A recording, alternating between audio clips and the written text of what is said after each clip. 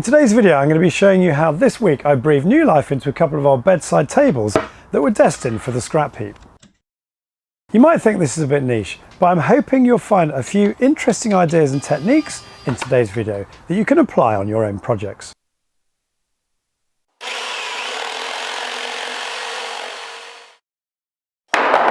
You might have been following the gradual refurb of our bedroom over the last couple of years, and with the floors down, walls painted and fitted wardrobe built and bed made from scratch, we turned our minds to the bedside tables. We were keen to replace these, I'm guessing Indonesian teak bedside tables bought about 20 years ago, with sides falling off, ill-fitting doors, dodgy hinge rebating, unmatching hinges and generally poor build quality. But during the first lockdown we couldn't find anything suitable online, so I decided instead to see if I could refurbish our old tables. The first job was to remove the hinges, which is painstaking when you've got slot-headed screws like this with very little purchase on them. Snapped! Look at that! The bedside tables had these novelty details on the joins, essentially fake tenons, some of which had completely fallen off. So I decided to remove the remainder to give the table a cleaner, smarter, less busy appearance. To cut them off I used my Japanese Kataba crosscut saw, a previous video in which is coming up on screen now. Unlike Western saws, they cut on the up rather than the downstroke, have super fine sharp blades and can achieve amazing flush cuts like you see here. You can achieve a similar job with something like an Owen floorboard saw, but these Japanese saws prove their worth to me time and again. I then took my Japanese Tatabiki saw and cut down one of the tenons I just removed, giving it a quick sand on my random orbit sander, and after applying a bit of PVA glue, hammered it into one of the empty holes left by the tenon that had fallen out, and repeated this process for the other holes. I also hammered in a small piece into the gap, although this could also be achieved with some coloured filler. More on this shortly. I should also have used these saws to cut the knob off, as in twisting it free I've made a mess that I'll also have to repair later. The cupboard had some glue or other residue inside, and I used a bit of Multisolve spray to remove this. A link to a video showing the benefits of this stuff is coming up on screen now. Well worth having a can of this in the house for removing things like sticky residues from labels and other stubborn stains. In removing the old roller catch from the door, the slot on one of the screws was just too shallow for the screwdriver to get any purchase on, so I made it deeper with a junior hacksaw. Just a little trick for you to keep in mind if you ever encounter a similar problem. Just little things are irritating me about this job, like the fact that the door is never going to shut flush with the front because of the crude way it's been sort of whittled away. It almost looks like it's been cut. It certainly hasn't been cut with a decent saw. We're going to do this properly. We're going to measure the actual width, add on a little bit, millimetre maybe. I then scored a line on the floor of the cupboard with my bradawl, hastily sharpened a rather blunt chisel and trimmed the base back. Not with complete precision, but I'd tidy that up with a bit of sandpaper in a bit. And back to the door, it was onto the hinges. Always a sign that there's a bodger at work. The rebate for the hinge has been cut too deep, so they had to put a bit of cardboard in. So at this point I decided to fill the ridiculously deep rebate, rotate the doors at 180 degrees so I could cut a fresh rebate on the other side and make a feature of the repair. As in any event, we wanted the doors to open from the other side for easier access from the bed. I had this drawer left over from when I converted an old Victorian sideboard into a double pedestal wash basin. It's oak, so not a complete match, but I thought it would do the job. So I cut a piece off the drawer, gave it a quick sand and gently tapped it into position, also with some PVA wood glue. Compression is PVA's friend, so I'm going to compress this in with one of my quick clamps.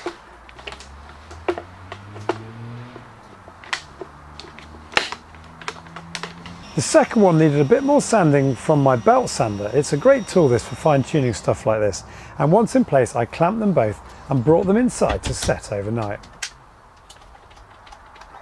And then it was out with one of my favourite old tools, this Stanley vintage block plane you might have seen in a few of my previous videos, to plane the inlaid pieces down flush. With that done, I could sand the door with my random orbit sander, a tool I've been using for about a year now and which I couldn't now manage without. If you're thinking of getting one, I couldn't recommend it highly enough. I'm using 180 grit sandpaper across the entire bedside table because if I don't do this, the stain which I'm going to use in a bit won't take consistently, and this was something I learnt to my cost when I was staining our bedroom floor. I tried to spot sand a few blemishes which became very obvious when I stained the floor, meaning I had to sand back whole areas and start again. If you can, connect your sander to a vacuum, or as I've got here, the cyclone that I built last year, as this is enormously effective in terms of eradicating almost all the wood dust created.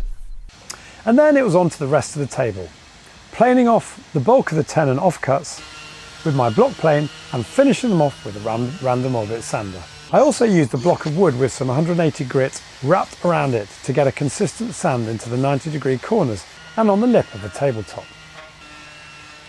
Back to the door, and it was time to repair the hole left where I twisted the doorknob off. So I drilled out the hole with a 10mm diameter drill bit, cut off another small wedge of wood from the old drawer, and then shaped it into a circular plug by eye using my belt sander. I told you this tool was useful. With that done, again a bit more PVA glue and the plug could be hammered into place. The next day, with the glue dried, I chipped off the bulk of the plug with a sharp chisel and then planed down and sanded the remainder.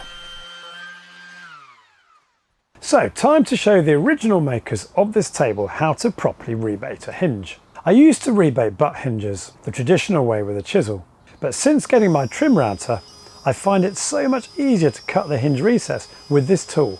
And again, I recently did a video showing this in operation, a link to which is coming up on screen.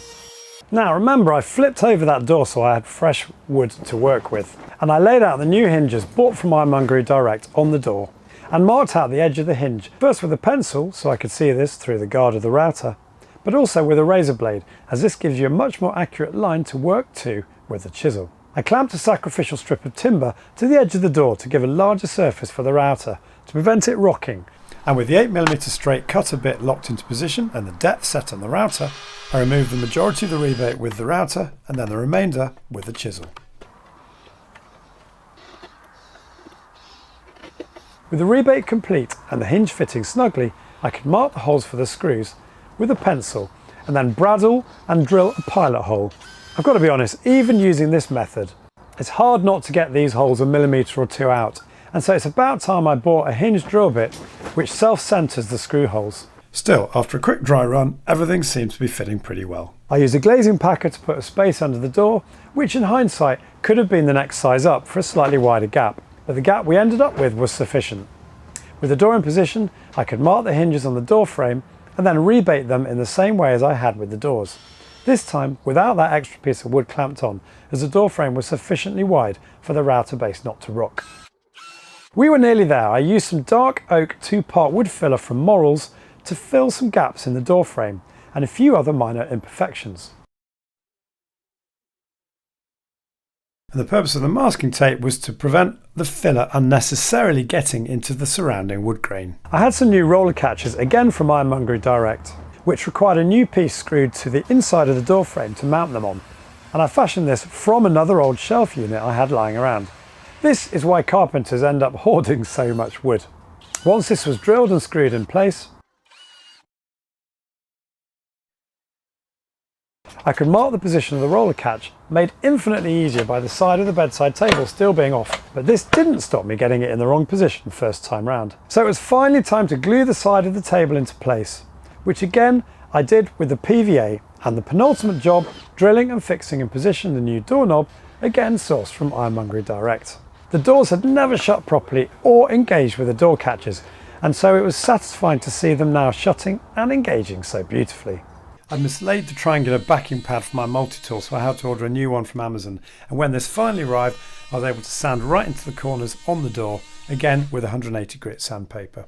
The final job was to stain and seal the table. I'd considered using a dark DIYte for this, but in the end decided that as our bedroom floor had been stained with this brilliant Treatex, I'd use the same stain on the bedside tables in the hope they'd match the floor. As with the floor, I mixed a bespoke colour, 1/3 ebony to 2/3 dark oak, to obtain the same colour I'd used previously, which conveniently matches the only original feature we've got left in our old cottage, the oak floor in the hallway. The Treatex is a joy to work with. When I'm staining floors in this stuff, I generally roller it on. but on a small article like this, it makes perfect sense to use a paintbrush. You're probably thinking, why haven't you taken the hinges off? Should have done really. But it's very easy to damage the heads on the screws being quite a soft metal, and as I've taken them out a couple of times, this time round I'm going to try and leave them in if possible. So wiping off the residue, leaving the grain of the wood below. Oh, look at that!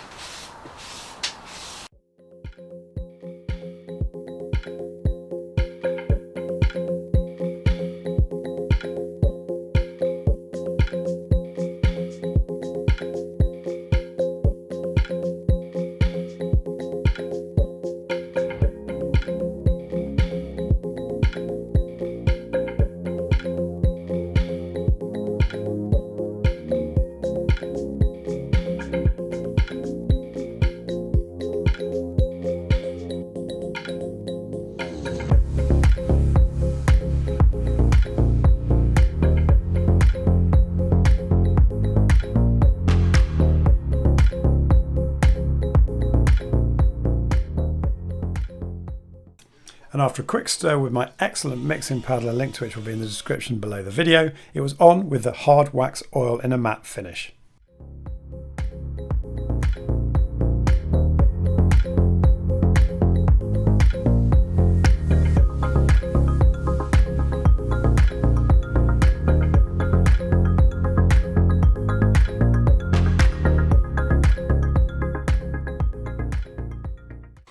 So that's it for today. I hope you found this video useful. As I said at the start, it is a bit of a sort of niche thing, this, but with any luck, you've watched today's video and you've thought about something that you were going to throw away, and it's maybe given you a bit of inspiration to actually save a bit of money and sort it out. And obviously you get so much satisfaction from breathing new life into old furniture.